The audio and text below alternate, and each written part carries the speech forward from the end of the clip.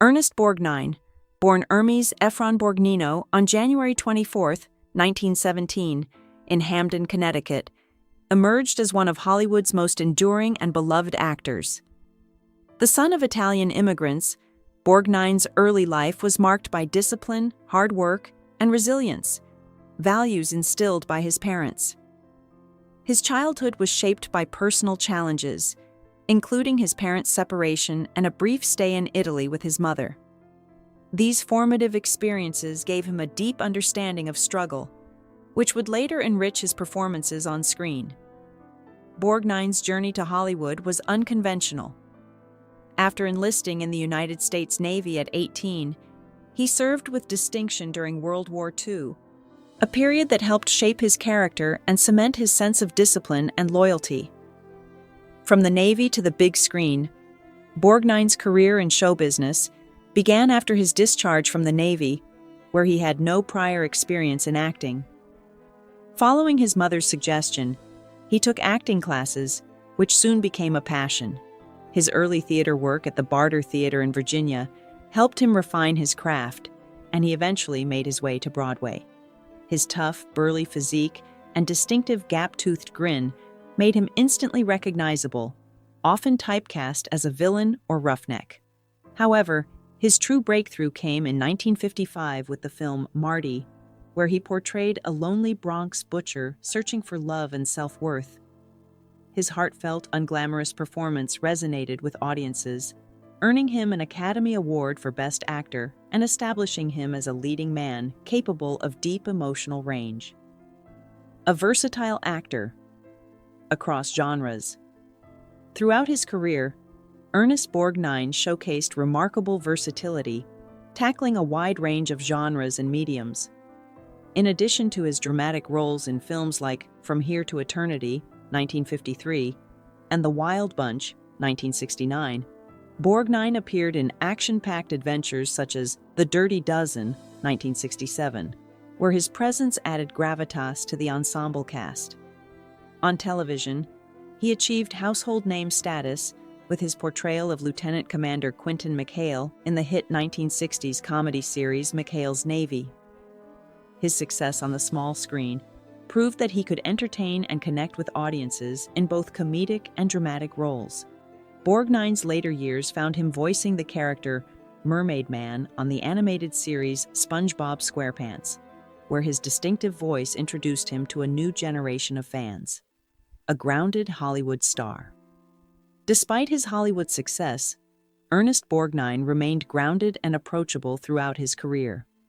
Known for his hearty laugh, twinkling eyes, and warm personality, Borgnine never allowed fame to distance him from his roots.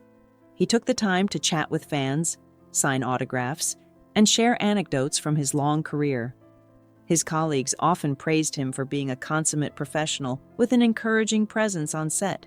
Borgnine's down-to-earth nature made him a beloved figure in Hollywood, where he was known not just for his talent, but for his generosity of spirit and kindness to others in the industry. The many marriages of Ernest Borgnine. Borgnine's personal life was as colorful and eventful as his career. Over the years, he married 5 times, each union reflecting different stages in his personal and professional journey. His first marriage, to Rhoda Kamens in 1949, came shortly after his return from Navy service.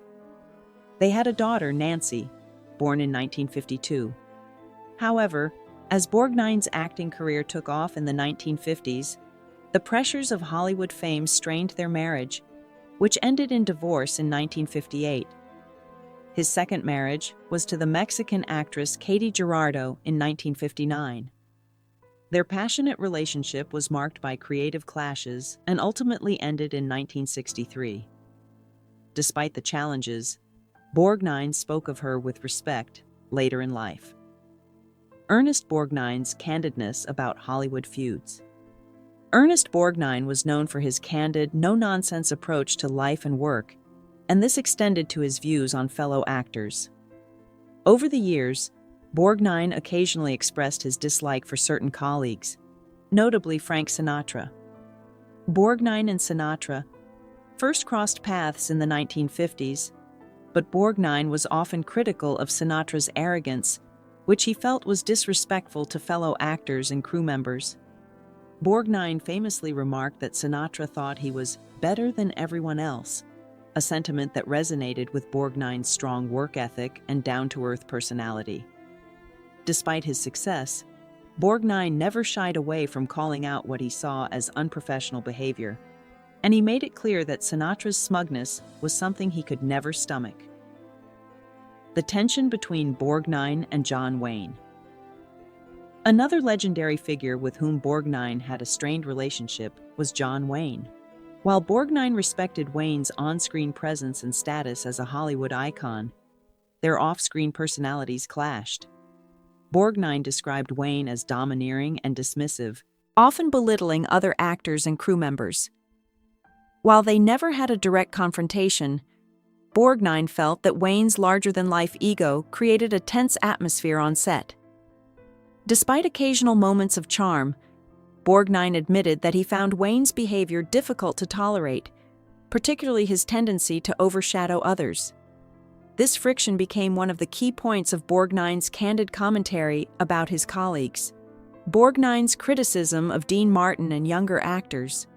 Borgnine's criticisms were not limited to the giants of Hollywood. He also expressed irritation with younger actors he felt were disrespectful or entitled. In particular, he disliked Dean Martin's laid-back, carefree persona, feeling that Martin never took his craft seriously.